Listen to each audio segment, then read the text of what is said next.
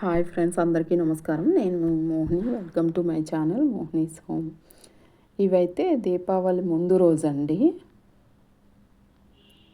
కొన్ని పిండి వంటలు అయితే చేశాను. అవైతే ఇప్పుడు చూపిస్తాను, చూడండి. ముందుగా చికెన్ చేస్తున్నాను. ఇంకా పిల్లలకి ఫ్రై చేస్తున్నానండి నార్మల్గా. ముందు వంట పని అంతా ఫినిష్ చేసేసుకొని భోజనానికి, ఆ తర్వాత ఇంకా మధ్యాహ్నం నుంచి దీపావళి వంటలు అయితే చేస్తున్నాను. చూడండి, స్కిప్ చేయకుండా నేను ఏమేమి వంటలు చేశానో చెప్తాను. ఫస్ట్ అయితే కొద్దిగా చికెన్ని ఇలా ఫ్రై చేస్తున్నానండి. నార్మల్గా ఐరన్ కడాయి తీసుకున్నాను కదండి, చిన్నది బుజ్జి కడాయిలో. పిల్లలిద్దరి కోసం అండి ఇది.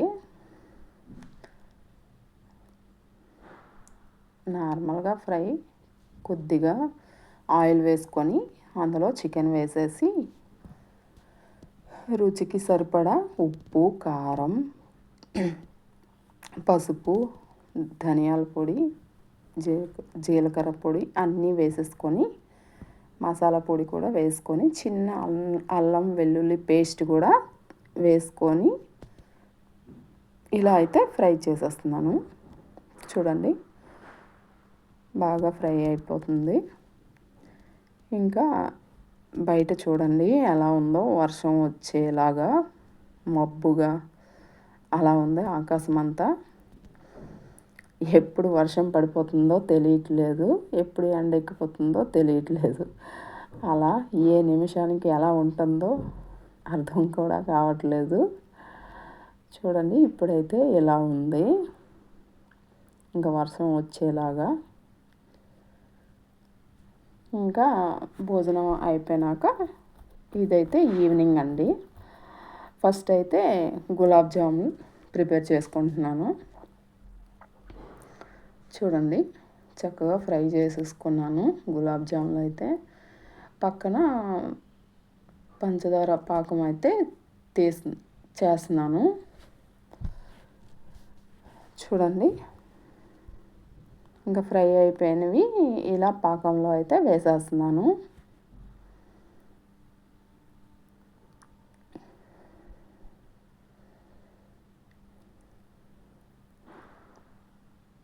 ఇది కూడా చిన్న ప్యాన్లోనే ఫ్రై చేస్తున్నానండి. 3 ప్యాన్లు తీసుకున్నాను కదా, అందులో చిన్న సైజు ఇది. మనకి ఇలా గులాబ్ జామున్కి ఇలాంటి ఇడ్లీకి బాగా యూజ్ అవుతుంది.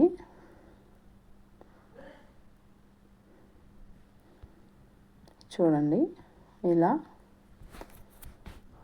అన్నీ కూడా ఇలా ఫ్రై చేసేసుకుంటున్నాను ఫస్ట్. చూడండి, మన గులాబ్ జామున్లు అయితే రెడీ అయిపోయేవి.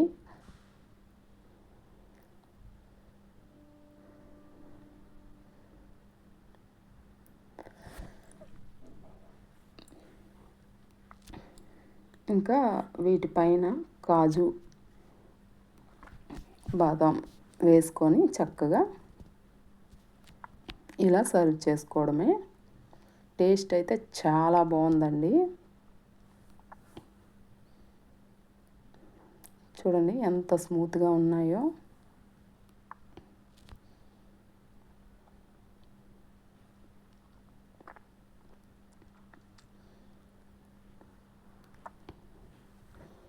చూస్తుంటే నోరు ఊరిపోతుంది కదండి.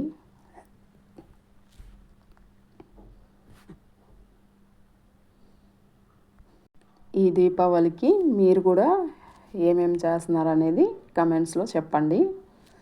తర్వాత దీపావళి రోజు బ్రేక్ఫాస్ట్ అండి, ఇడ్లీ చట్నీ చేశాను. తర్వాత దీపావళికి మనం వెలిగించుకునే ఐటమ్స్ అన్నీ ఇంకా బయట కొంచెం ఎండలో పెట్టానండి, మతాబా సామాన్లు. తర్వాత ఇదైతే కజ్జికాయలు చేద్దామని కొంచెం పిండి అయితే మైదా కలుపుకొని పక్కన పెట్టుకున్నాను. అందులోకి స్టఫింగ్ కోసం నువ్వులు ఫ్రై చేస్తున్నాను. చూడండి, నువ్వులు ఫ్రై చేసుకుంటున్నాను. తర్వాత ఇంకా ఈ పిండిని అయితే చిన్న చిన్న ఉండలుగా చేసుకొని ఇలా చక్కగా పూరీలాగా ఒత్తేసుకుంటున్నాను.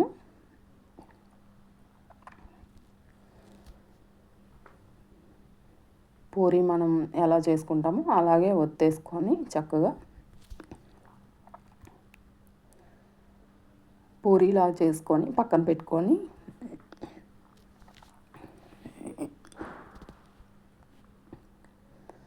చూడండి, ఇన్ని పూరీలు అయితే అయిపోయేవి. ఇప్పుడు ఇందులోకి ఇది రెడీ చేస్తున్నాను. నువ్వులు ఇంకా పంచదార కూడా మిక్సీ బౌల్లోకి వేసుకున్నాను. అందులోకి 2 ఇలాచీ అయితే వేస్తున్నాను. ఇంకా ముంపల్లి కూడా ఫ్రై చేసుకొని పెట్టుకున్నానండి. ఇవన్నీ చల్లగా అయినాక మాత్రమే మిక్సీ పట్టుకోవాలి.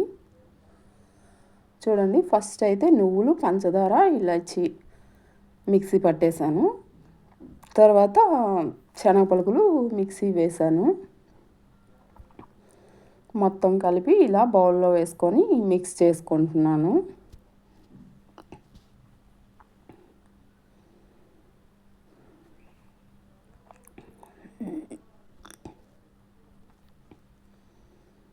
బాగా మిక్స్ చేసేసుకొని పక్కన పెట్టుకున్నాను. తర్వాత ఆకాశం చూడండి ఎలా ఉందో, చాలా బాగుంది కదా.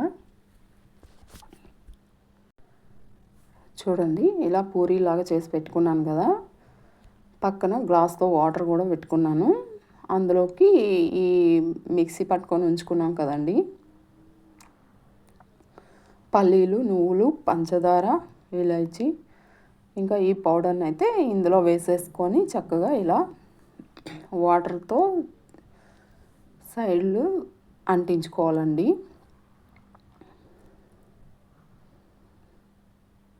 ఇలా అంటించేసుకొని ఇంకా చివర్లో అయితే ఇలా డిజైన్ చేసుకోవచ్చు మనం చేత్తో.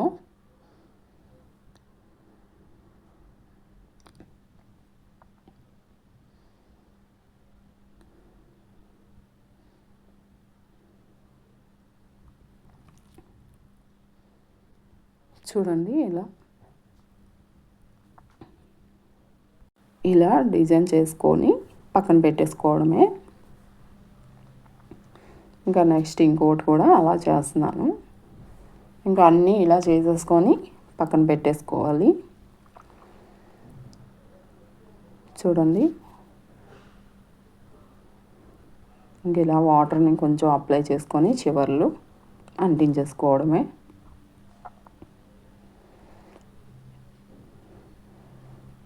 చాలా బాగా వచ్చాయండి. టేస్ట్ అయితే సూపర్గా ఉంది.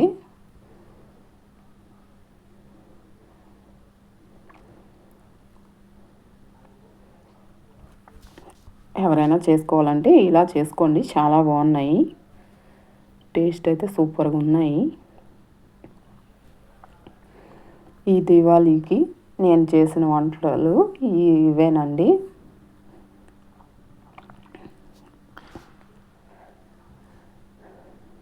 ఎలా ఉన్నాయి అనేది కామెంట్స్లో చెప్పండి. మీరు కూడా ఏమేమి వంటలు చేసుకున్నారనేది చెప్పండి.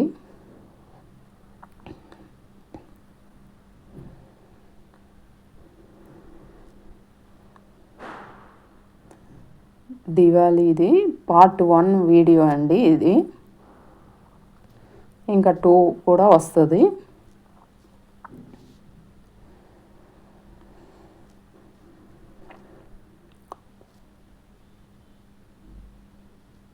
చూడండి ఎంత బాగా వచ్చాయో కజ్జికాయలు. చాలా బాగా వచ్చాయి. టేస్ట్ కూడా సూపర్గా ఉందండి. ఇంకెలాగా అన్నీ ఫ్రై చేసేసుకుంటున్నాను ఇదే కడాయిలో.